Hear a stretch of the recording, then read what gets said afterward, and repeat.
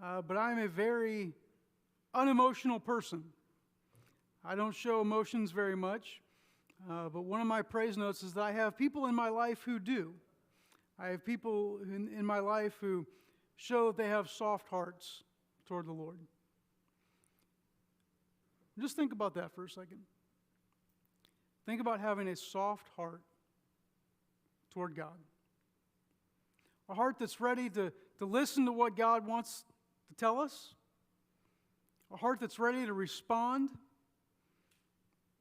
A heart that's not stubborn toward God. That's what we all want, isn't it? And we can express that in kind of an outwardly emotional way, or we can just kind of express that inside in our spirits as we respond to God. Let's remember that we want to have soft hearts tonight. Amen?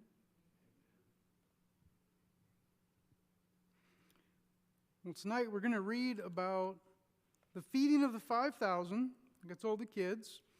And the feeding of the 5,000 is interesting because we have 4 Gospels. We have Matthew, Mark, Luke, and John. And Matthew, Mark, Luke, and John, a lot of times they tell us different stories. That's why we have 4 different writers. They give us 4 different accounts of Jesus' life. And one of the only miracles that all 4 of the writers tell us about is the feeding of the 5,000. Of course, they tell us about the death of Jesus on the cross. They tell us about the resurrection. And, of course, that's very important for us, right? But when the Bible tells you something more than one time, that probably means we should pay attention. If the Bible keeps repeating something, it's probably because that's an important part. The feeding of the 5,000 is one of those parts where in every single gospel, every single story of Jesus' life, it makes a point to give this story. So we're going to look at 2 accounts of the feeding of the 5,000. First one is in Mark chapter 6. Mark chapter 6, starting in verse 30. And if you would, stand as we read this, as soon as you turn to that.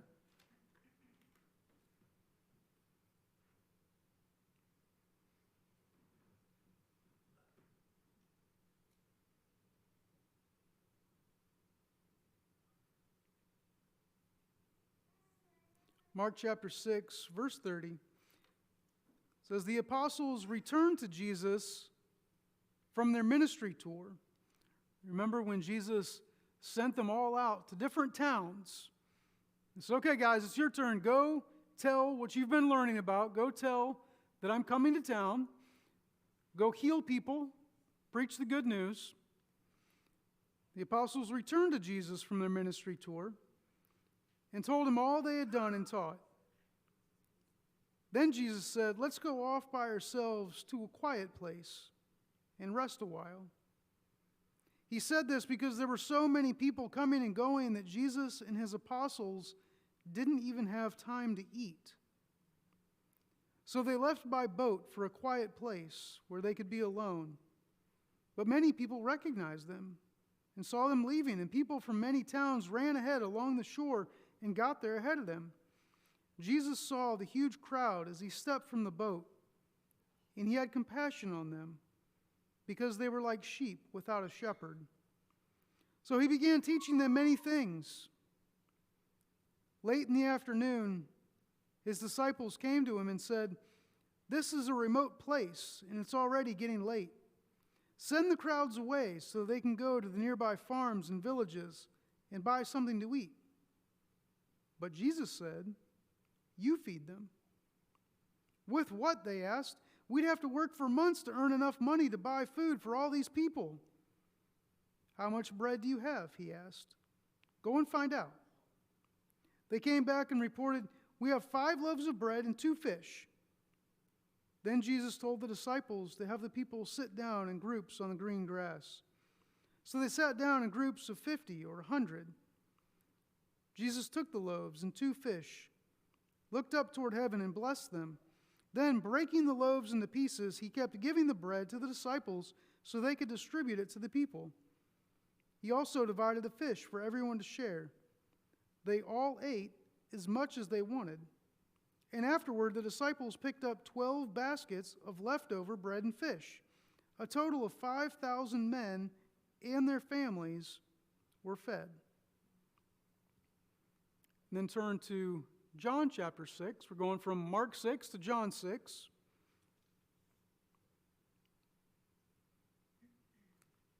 John chapter 6, verse 1. It says, after this, Jesus had crossed over to the far side of the Sea of Galilee, also known as the Sea of Tiberias. A huge crowd kept following him wherever he went because they saw his miraculous signs as he healed the sick. Then Jesus climbed a hill and sat down with his disciples around him. It was nearly time for the Jewish Passover celebration. Jesus soon saw a huge crowd of people coming to look for him. Turning to Philip, he asked, "Where can we buy food to feed all these people?" He was testing Philip, for he already knew what he was going to do. Philip replied, "Even if we worked for months, we wouldn't have enough money to feed them." Then Andrew, Simon Peter's brother, spoke up. "There's a young boy here with 5 barley loaves and 2 fish. But what good is that with this huge crowd?" "Tell everyone to sit down," Jesus said. So they all sat down on the grassy slopes. The men alone numbered about 5,000. Then Jesus took the loaves, gave thanks to God, and distributed them to the people. Afterward, he did the same with the fish, and they all ate as much as they wanted. And after everyone was full, Jesus told his disciples, "Now gather the leftovers so that nothing is wasted." So they picked up the pieces and filled 12 baskets with scraps left by the people who had eaten from the 5 barley loaves. When the people saw him do this miraculous sign, they exclaimed, "Surely he is the prophet we've been expecting." When Jesus saw that they were ready to force him to be their king, he slipped away into the hills by himself. You may be seated.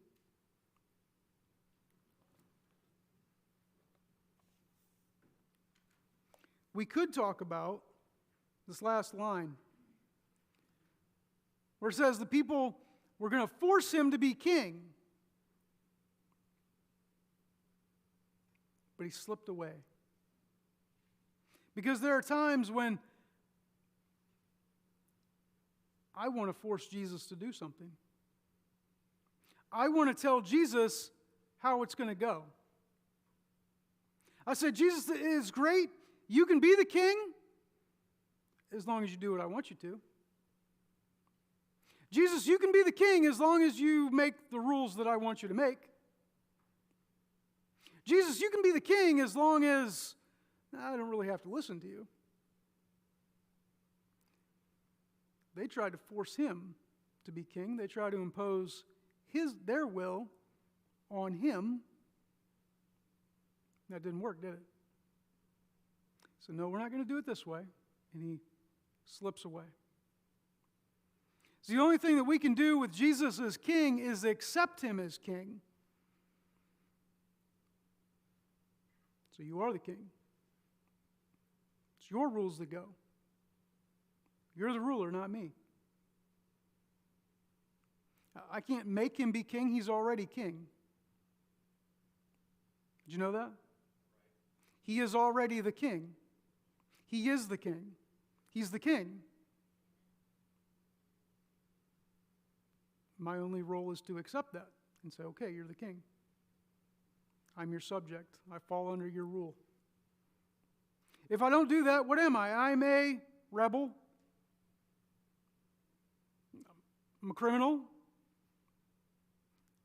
I make myself to be his enemy. If I don't accept him as the king, he's the rightful ruler. If I don't accept that, I'm in the wrong, not him. So we could talk about that, but we're not going to talk about that today. We can go to that next slide. I want to talk about how big of a miracle this was.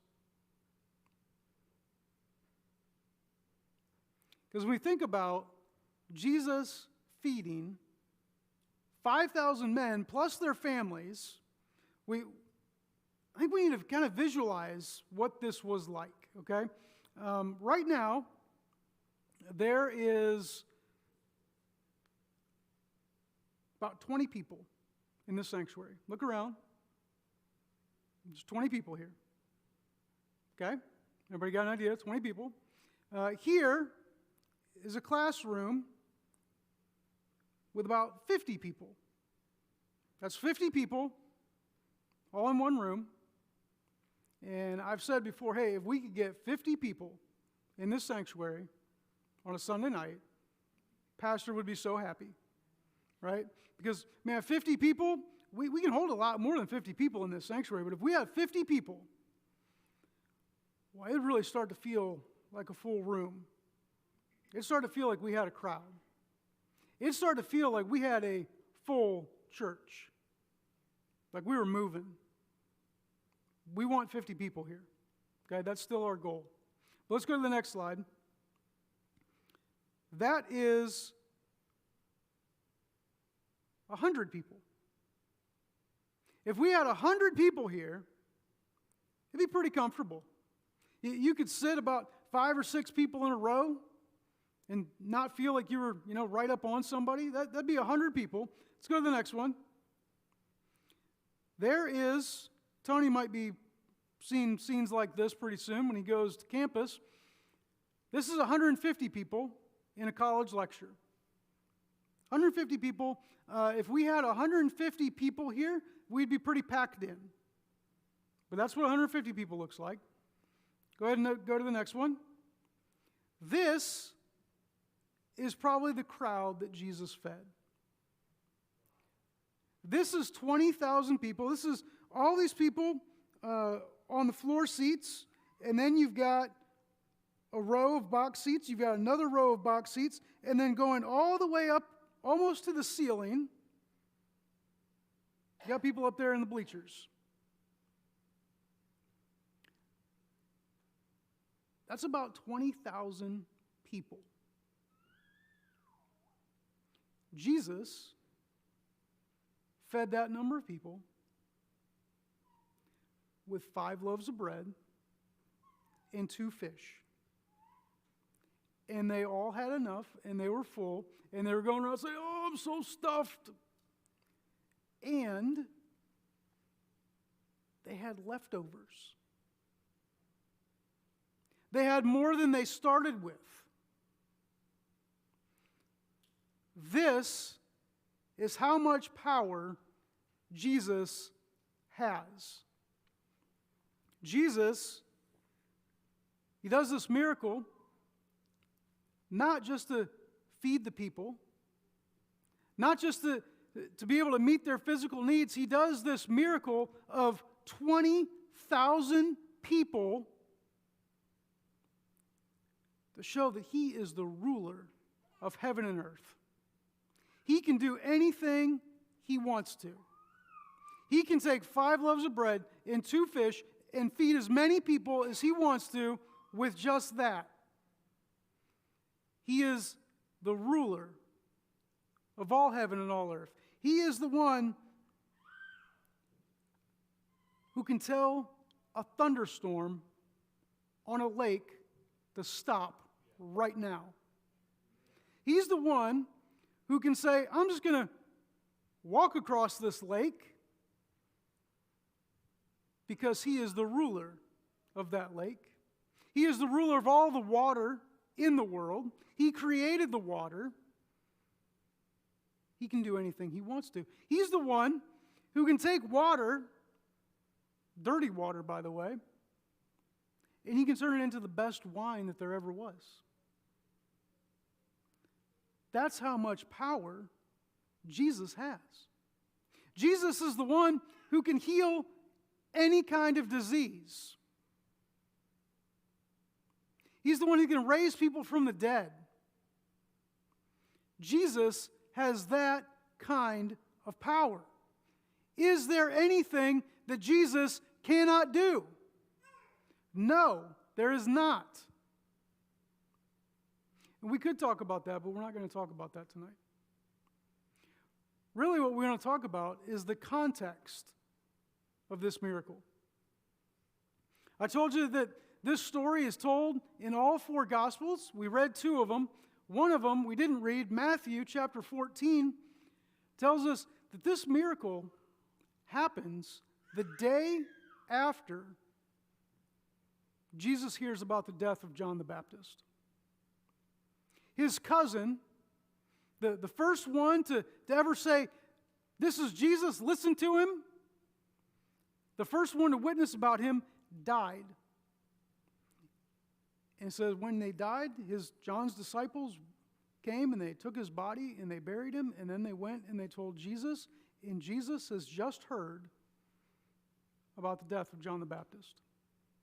And it says that Jesus wants to go off by himself and be alone and mourn his cousin. In the meantime, the disciples come back, and they've just finished their first ministry tour, and they're excited, but they're also tired. It says all of them were hungry. The people coming and going and asking for things and asking for healings, and he said they didn't even have time to eat themselves.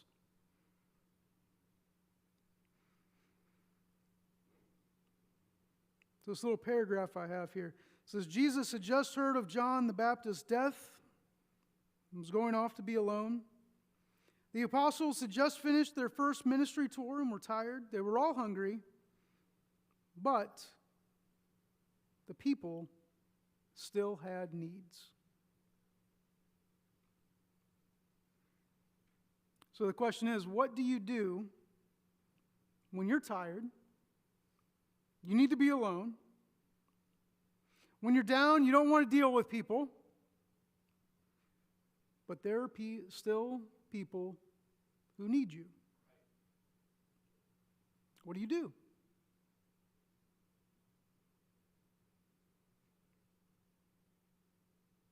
Well, our story tells us that Jesus had compassion on the people. By the way, if you don't have your note papers, raise your hand, we'll get you one. Jesus had compassion on the people. The apostles wanted to send them away.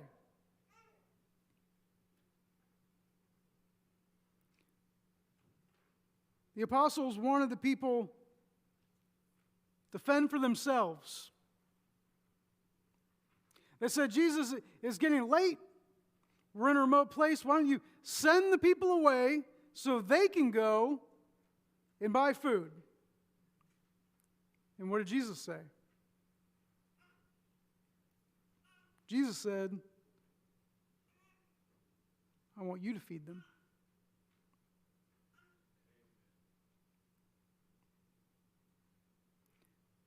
You know, in the Christian life, there's this idea that we need each other. We're supposed to feed each other. We're supposed to care for each other. We like to say, oh, I don't need anybody. I'm going to be independent. I'm going to take care of my own needs. That has no place in the Christian life. Let that person take care of themselves. That has no place in the Christian life. Jesus said, you feed them. You see a need, you take care of it. You don't send them away. You don't tell them to take care of it themselves. You say, how can I help you?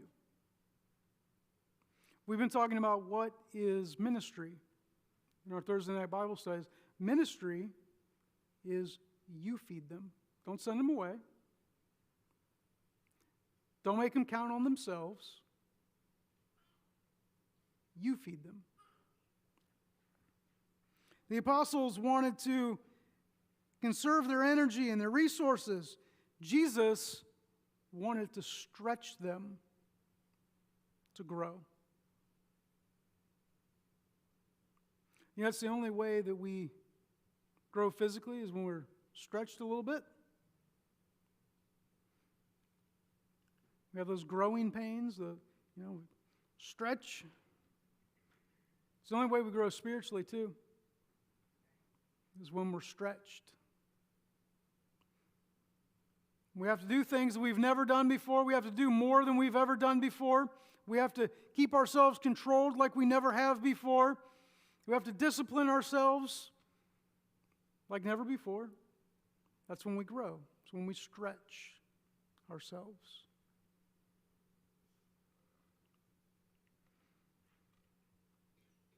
The apostles didn't want to do any more work to provide for others. Jesus already had what he needed. The apostles were confused, but Jesus had a plan. The apostles didn't see a way. This is impossible. We can't do this. That was a good thing.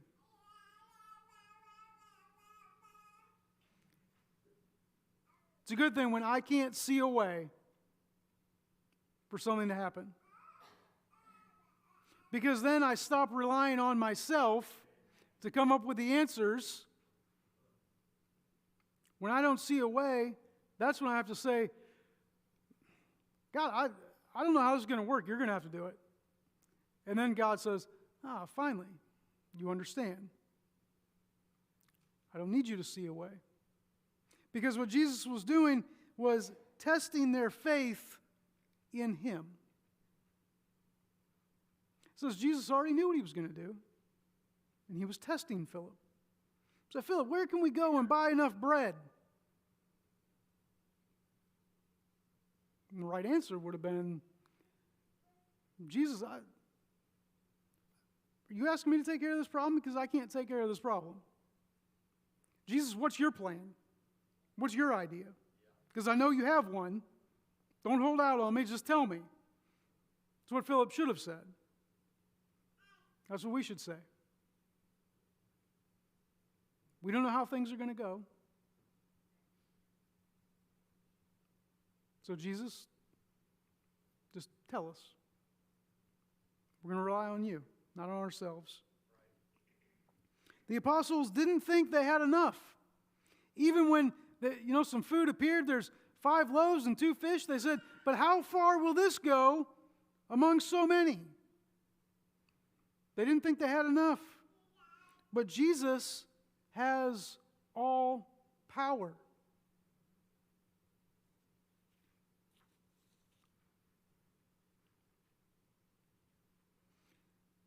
Jesus' help often comes from unexpected places.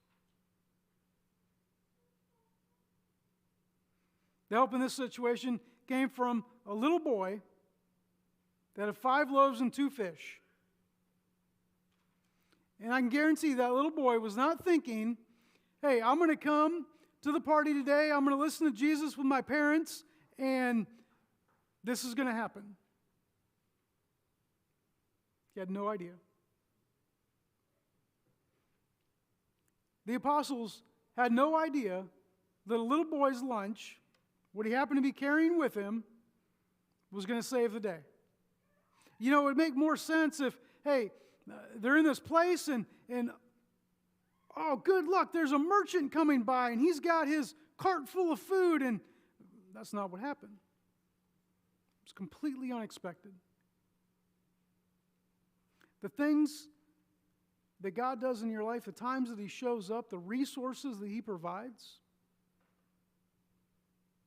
they just show up in a place that you wouldn't have looked. And that proves that it's God.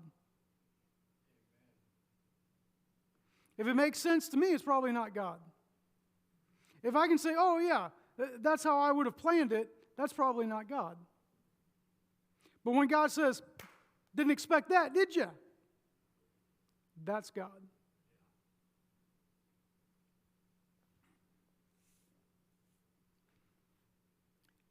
When I don't have enough, Jesus has the power to take what little I have and make it more than enough. When I don't have enough, Jesus has the power to take what little I do have and make it more than enough.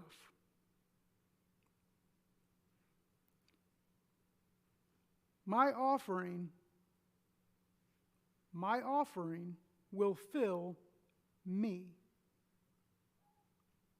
Think about it. The apostles, they bring this food. They said, Jesus, here, we found a little boy. He's got some food. We're going to give it to you. And the apostles also got to eat off of that.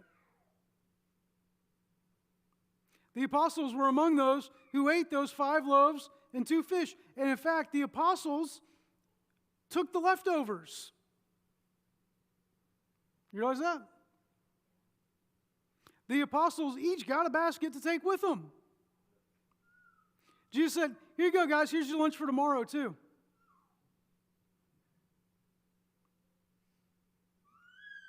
Their offering filled them. And I think back on times, maybe you can think back on times, when Jesus has stretched you spiritually, and maybe you've done something hard for God, and maybe even though you were tired and you were worn out and you didn't want to people anymore, but you kept doing it, and you look back on that, and you say, wow, Jesus filled me through that experience.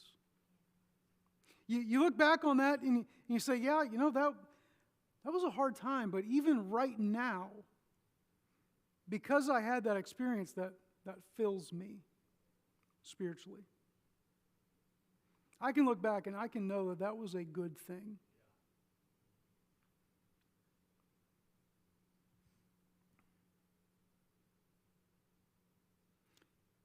The key, the big idea, is to offer what I have to Jesus. Don't worry about if it's enough. Don't worry about if it's very good. Whatever you have, offer it to Jesus. When I realize I don't have enough, Jesus does. When I realize that I am not enough, Jesus is. Nobody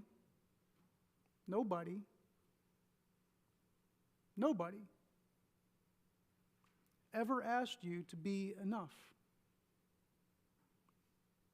Nobody ever asked you to have enough. What Jesus does ask is, will you offer yourself to me? Offer what you have to me. Let him do with it what he will. Don't worry about the result. You know, the apostles, they start going out and they're probably confused. Jesus just told us to pass out 5 loaves of bread and 2 fish. And they're probably, okay, fine, whatever, Jesus, I'll do it. And they start passing it out, and it says, and he kept distributing it to them. It's like, the picture is that they would pass some out, and then they would go back to him, and he just kept giving them more. And they're thinking, where is this coming from? How is this happening?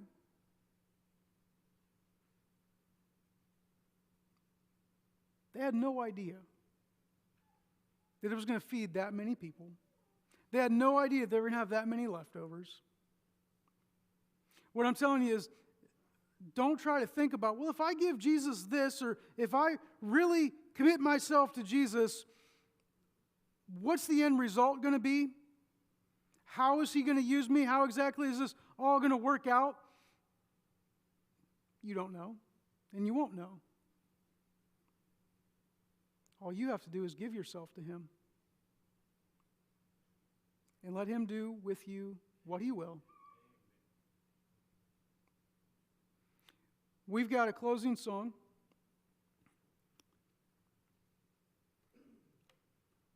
A couple of lines say, "Here's my heart. Here's my life. You, Jesus, are more than enough." We can offer him ourselves tonight. We can offer him our heart. We can offer him our life. Because he is good. He is more than enough. He is the King who has all power. Amen? Let's stand as we